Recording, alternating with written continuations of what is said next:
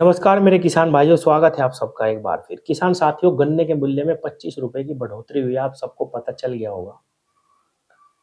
लेकिन अभी पर्चियों पे कोई भी रेट डिक्लेयर होके नहीं आ रहा और सभी चीनी मिलें स्टार्ट हो चुकी है, गन्ना लेना शुरू कर दिया है। इसका दुष्परिणाम ये होगा कि अगर 2-3 महीने तक ऐसा ही चलेगा तो फिर से किसानों का बहुत ज्यादा बकाया पैसा चीनी मिलों के ऊपर चढ़ जाएगा और चीनी मिलें कहेंगी कि भाई हमारे पास तो पैसा ही नहीं है, हम कहाँ से दें। तो सबसे पहला काम तो गवर्नमेंट का यही होना चाहिए कि जो रेट डिक्लेयर हुए हैं वो अब किसान को समय पे मिलते रहने चाहिए। और ये स्थिति जो कई सालों से बनी हुई है, किसान जिस कारण से बहुत ज्यादा दुखी है, परेशान है, वो ऐसी स्थिति ना बने। किसान भाइयों, पिछले 13 साल में केवल 140 रुपए गन्ने पे बढ़ाए गए हैं टोटल, ये 25 रुपए हटा के।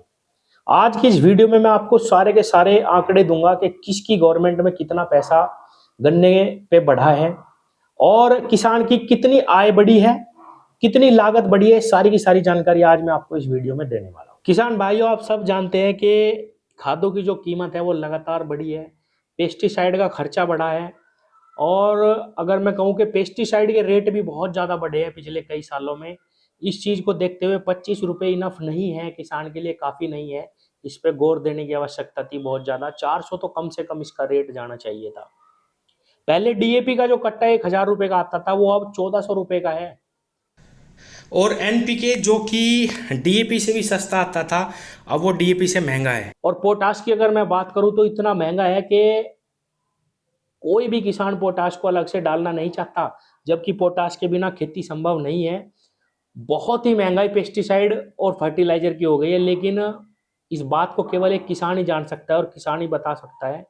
रेट तय करने वाले किस आधार पर रेट तय करते हैं ये कहना बहुत मुश्किल है। जिस प्रकार फर्टिलाइजर के रेट बढ़ने पे कोई फर्क नहीं पड़ा, जिस प्रकार तेल के रेट 100 रुपए के पार जाने पे कोई फर्क नहीं पड़ा, उसी प्रकार अगर गन्ने का रेट 450 पहुंच जाए तो कोई फर्क नहीं पड़ेगा। लेकिन किसान के लिए कोई भी कुछ करना नहीं चाहता, पैसा बढ़ाना नहीं चाहता, नहीं तो कोई फर्क नहीं पड़ेगा। जिन चीज़ों को हम कभी सोच भी नहीं सकते थे, जिन रेट्स को हम सोच भी नहीं सकते थे, उन सब पे इतने रेट बढ़े और कोई फर्क नहीं पड़ा। सब लोग उसी तरीके से खरीद रहे हैं, उसी तरीके से इस्तेमाल कर रहे हैं। अगर चीनी पे रेट बढ़ जाएंगे तो क्या हो जाएगा? कुछ नहीं होगा, लेकिन एक सोच होनी चाहिए किसानों के प्रति। और ये जो रेट बढ़े हैं ये निश्चित रूप से और ज़्यादा बढ़ने चाहिए थे। अब मैं बताता हूं कि किस गवर्नमेंट में कितने रेट बढ़े पिछले 13 सालों में, 15 सालों में। भाजपा ने जहां अभी तक पिछले 5 वर्षों के कार्यकाल में केवल 35 रुपए की वृद्धि करी है किसान भाइयों। 2016-17 में गन्ने का मूल्य 315 रुपए क्विंटल था, जिसको 325 करा। फिर 2018-19 में 25 रुपए क्विंटल की बढ़ोतरी और हुई थी भाजपा सरकार की तरफ से। अब मैं सपा की बताऊं तो किसान भाइयों, 8 वर्षों में यानी 2012 में सपा की सरकार थी, तब तक उन्होंने 95 रुपए की टोटल वृद्धि करी थी।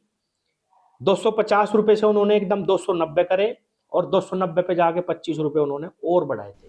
किसान भाइयों, अगर मैं बसपा सरकार की बात करूं तो बहन मायावती ने अपने पूरे कार्यकाल में 120 रुपए की वृद्धि गन्ने के मूल्य में करी थी। सबसे कम समय में सबसे ज़्यादा गन्ने के रेट में बढ़ोतरी करी तो वो बसपा सरकार ने ही करी है किसान भाइयों।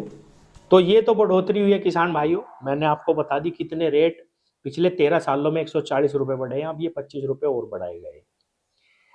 किसान साथियों, अब मैं थोड़ा सा आंकड़ा बताता हूँ कितने क्षेत्रफल में इधर हमारे इधर जो है मेरठ में, मुजफ्फरनगर में, या मैं कहूँ कि पश्चिम उत्तर प्रदेश में 35 लाख से अधिक गन्ना किसान है। लगभग 35 लाख हेक्टेयर गन्ने की खेती करी जाती है। 35 लाख हेक्टेयर में अब देखो कितनी जमीन बैठती है। मेरठ मंडल रीजन में ही 3.86 लाख हेक्टेयर गन्ने की फसल होती है। इसमें मेरठ जिले में ही, खाली मेरठ जिले में ही 1.55 लाख हेक्टेयर गन्ने की फसल करी जाती है अकेले। गन्ने के उत्पादन में लगातार लागत बढ़ी है, इससे कोई इंकार नहीं करा जा सकता किसान भाइयों। इसीलिए किसान की हालत है।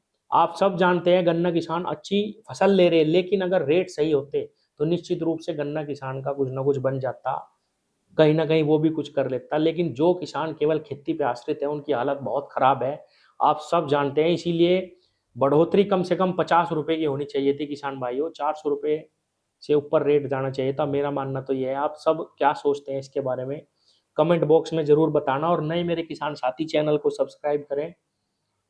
आगे खेती से जुड़ी हुई सभी प्रकार की जानकारी आपको मैं समय समय पे देता रहता हूँ। धन्यवाद।